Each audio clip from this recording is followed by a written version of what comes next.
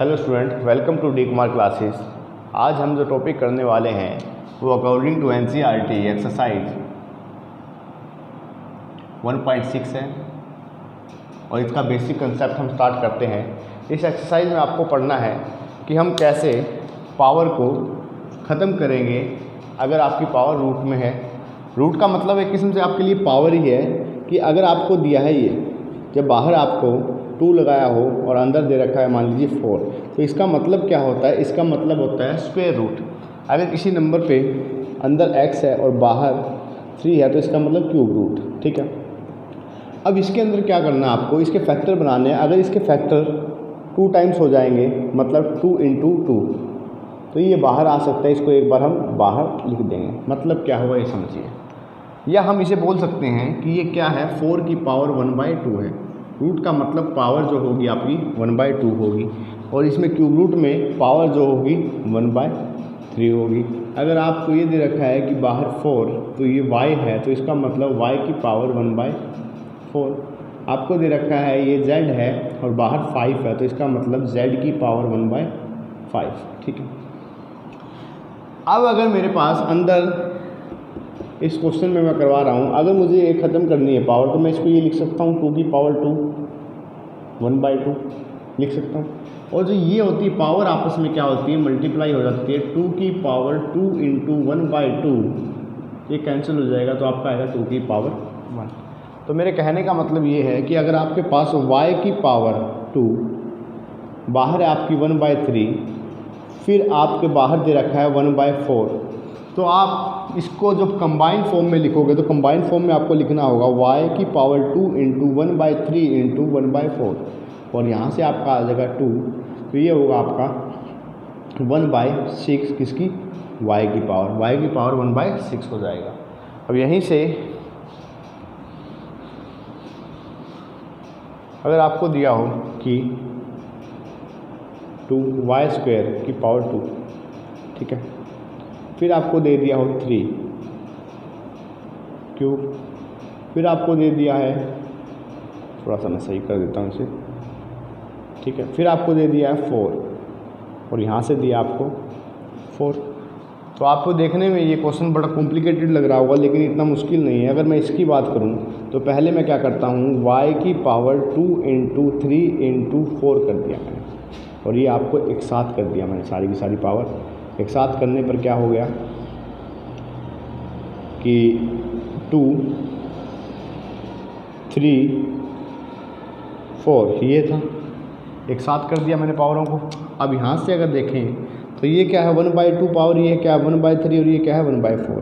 तो मैं इसको अंदर लिख देता हूँ, 4 3 = 12, 12 2 = 24, तो y की पावर 24 और बाहर क्या आएगा 1/2 1/3 1/4 बाहर आएगा ये 24 1/2 1/3 1/4। तो अगर हम इसे इसके साथ मल्टीप्लाई करें तो y की पावर 24 × 1/2 × 1/3 × 1/4, तो 2 12, फिर 4 से 4 कैंसिल आउट हुआ तो y की पावर 1। तो कितना भी कॉम्प्लिकेटेड क्वेश्चन हो, आपको अगर इसका मेथड पता है तो आप बड़े आराम से इसको कर लोगे।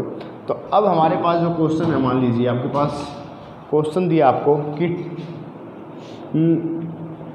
32 1/5 है, तो इसमें आप क्या करोगे कि आपको इसके अंदर से 32 किसकी पावर 5 बनता है वो करना है, क्योंकि हमें ये ख़त्म करना है।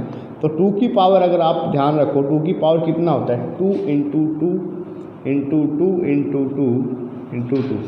तो 2 की पावर अगर मैं बात करूँ तो 2 की पावर 1 होता है आपका 2 की पावर 2 होता है 4, 2 की पावर 3 होता है 8, 2 की पावर 4 होता है 16, 2 की पावर 5 होता है आपका 32, 2 की पावर 6 होता है 64, 2 की पावर 7 होता है 128, 2 की पावर 8 होता है 256 और 2 की पावर 9 होता है 512 और 2 की पावर 10 होता है आपका 1024। तो आपको यहाँ तक वैल्यू याद भी होनी चाहिए कि 2 की पावर 10 तक 1024 होता है। अगर मैं 3 की बात करूँ तो 3 पे 3 की पावर 1 होता है 1, 3 की पावर 2 होता है 9, 3 की पावर 3 होता है 27, 3 की पावर 4 होता है 81, 3 की पावर 5 होता है 343 और 3 की पावर 6 होता है 729। तो कम से कम 3 की पावर आपको यहाँ तक भी याद होनी चाहिए। 3 की पावर यहाँ तक आपको याद भी होनी चाहिए। तो 3 की पावर अगर आप यहाँ तक याद कर लोगे तो प्रॉब्लम भी नहीं आएगी। और 7 की कम से कम 7 की पावर 1 7 और 7 की पावर 2 9, ठीक है। और 7 की पावर 3 कितना होता है? 7 की पावर 3 343, ठीक है, ठीक है। तो कम से कम 7 की पावर आपको यहाँ तक याद होनी चाहिए। तो 2 की पावर 5 जो होता है हमारा कितना होता है? 32 होता है। तो मैंने इसको लिखा ये ऐसे, और ये हो गया आपका 2 की पावर 5 से 5 गया क्योंकि इसके मल्टीप्लाई में होता है। तो 2 की पावर 1 आंसर, तो 2 इक्वल टू आपका आंसर हो जाएगा, ठीक है। तो हम इसी कंसेप्ट पे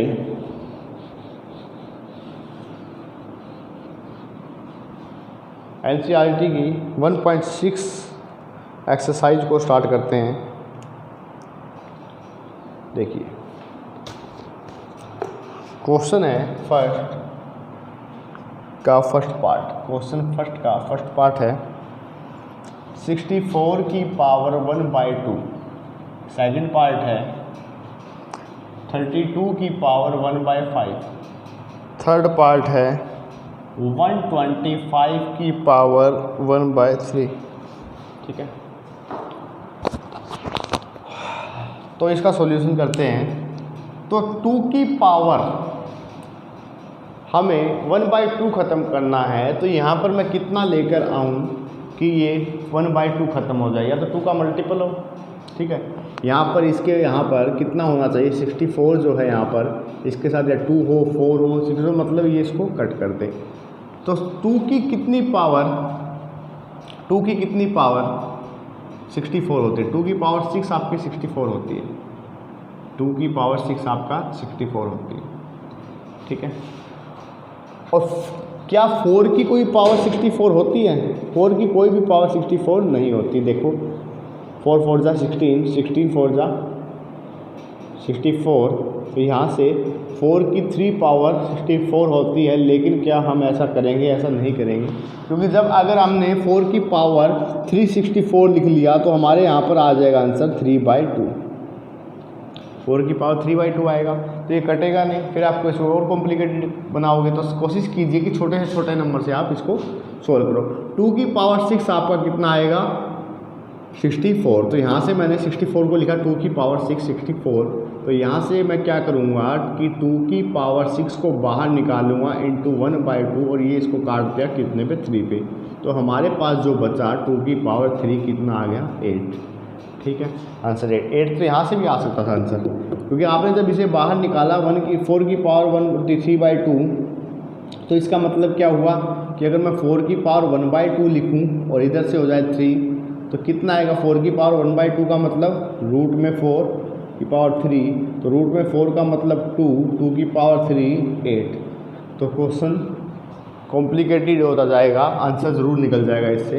नेक्स्ट है इसका 5 है बाहर। हमें पता है कि 2 की पावर 5 अगर मैं यहाँ पर रखूँ तो 1/5 आएगा। तो 5 से 5 कैंसिल, आंसर आएगा 2। मैंने करवाया था अभी। अब 125 किसी की पावर 3 होता है, क्योंकि हमें बाहर 3 दिया हुआ है, तो हमें 3 खत्म करना है, तो किसी की पावर 3 चाहिए। तो किसकी पावर 3 होता है? 5 की पावर 3 होता है आपका 125, 1/3। तो 3 से 3 कट, तो कितना आ गया? 5 आंसर। ये कंप्लीट हो जाएगा आपका। तो सेकंड क्वेश्चन करते हैं। सेकंड क्वेश्चन नोट कीजिए कि 9 की पावर 3/2, 32 की पावर 2/5, तीसरा है 16 की पावर 3/4 एंड 125 की पावर -1/3, ठीक है।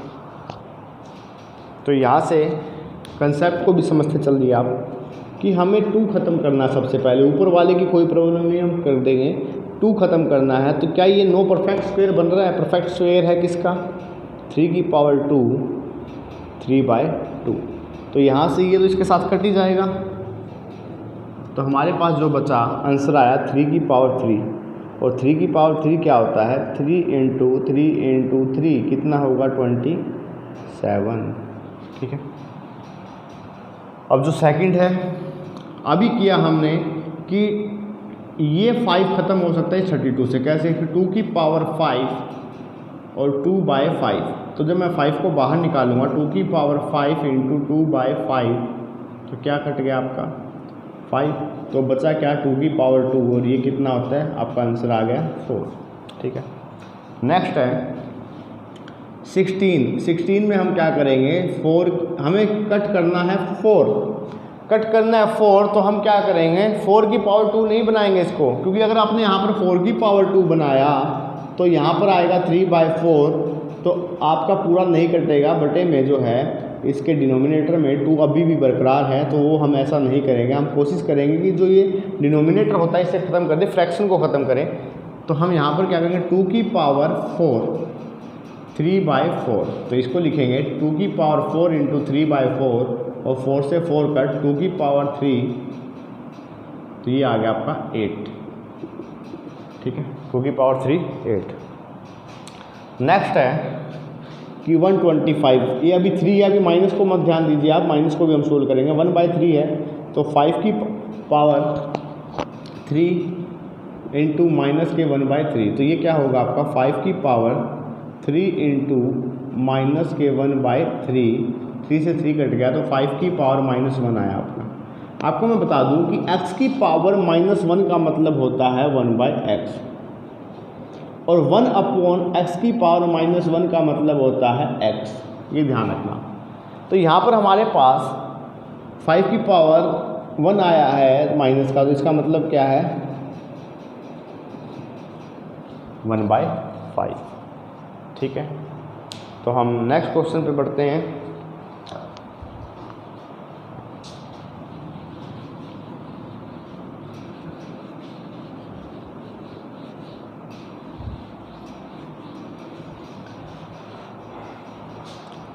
आपको एक चीज़ ध्यान रखनी है, जब कभी भी बेस सेम हो और मल्टीप्लाई में हो, प्रोडक्ट में फॉर्म हो, मल्टीप्लिकेशन में फॉर्म हो, तो x × x, तो उनकी, इसका मतलब क्या? x के उनकी पावर ऐड हो जाती है। मान लीजिए x है, तो इसका मतलब इसकी पावर 1 है, इसकी पावर 1 है, तो यहाँ से आप क्या करोगे? 1 + 1। ठीक है, तो ये कितना हो जाएगा? x²। अगर यहाँ पर x² × x³ है, तो इनकी पावर ऐड हो जाएगी 2 + 3 x की पावर 5। अगर आपके पास x की पावर 3 दिया है इंटू x की पावर -2 दिया है, तो पावर ऐड होंगी, तो ऐड होगी तो 3 - 2 कितना आएगा? x। या आप इसको ये भी लिख सकते हो कि इसका मतलब क्या होता है? इसका मतलब होता है 1/x², तो x³ × 1/x²। तो आप जब इनको काटोगे तो ये कितना बचेगा? x। तो किसी भी हिसाब से समझ सकते हो। अगर आपके पास दिया है x की पावर 1/2 × x की पावर 1/2, तो इसका मतलब क्या होगा? पावर ऐड होगी x 1/2 + 1/2, आधी आधी कितनी हो जाएगी? 1, तो x की पावर 1 हो जाएगा। ठीक है। तो लास्ट क्वेश्चन है हमारा, थर्ड जो क्वेश्चन है वो दे रखा है, समझिए चीज़ें, कि 2 की पावर 2/3, 2 की पावर 2/3 मल्टीप्लाई में 2 की पावर 1/5, 2 की पावर 1/5। सेकंड जो क्वेश्चन है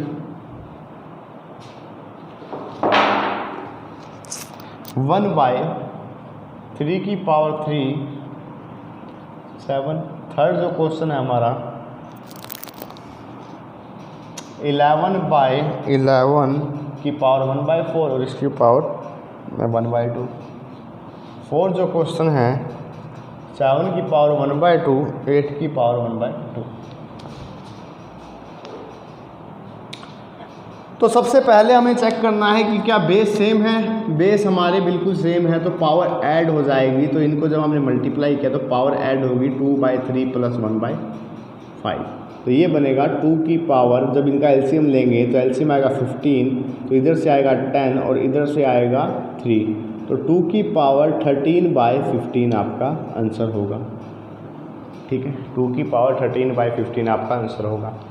तो नेक्स्ट की बात करें तो ये क्या है, फॉर्म अलग फॉर्म है, तो इसको हम, इसका मतलब ऊपर भी 1 की पावर 7 और नीचे भी 1 की पावर 3 की पावर 7, 3 की पावर 3 तो था ही। ठीक है, तो 1 की पावर 7 तो 1 की पावर 7 तो 1 ही होगा, तो 1 में ये कितना हो जाएगा, इनकी आपस में मल्टीप्लाई करोगे 3 की पावर 21 हो जाएगा आपका। 3 की पावर 21 आप सोल्व कर सकते हो।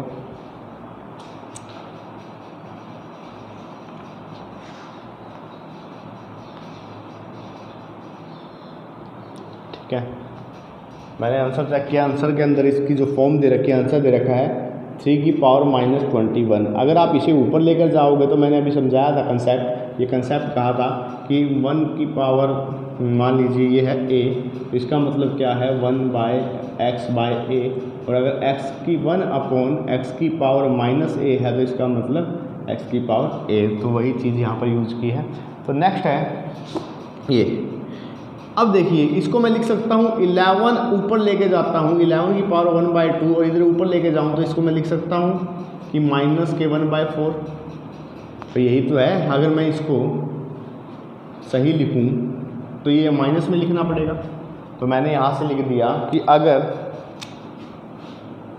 11 की पावर 1/2 है और इसको ऊपर लिखूँ इसके साथ मल्टीप्लाई में, तो -1/4 होगा, और दोनों बेस सेम है तो पावर ऐड हो जाएंगी। पावर ऐड होगी तो क्या होगा 11 1/2 -1/4, और 11 एलसीएम 4, तो यहाँ पर 2 - 1, तो ये कितना बनेगा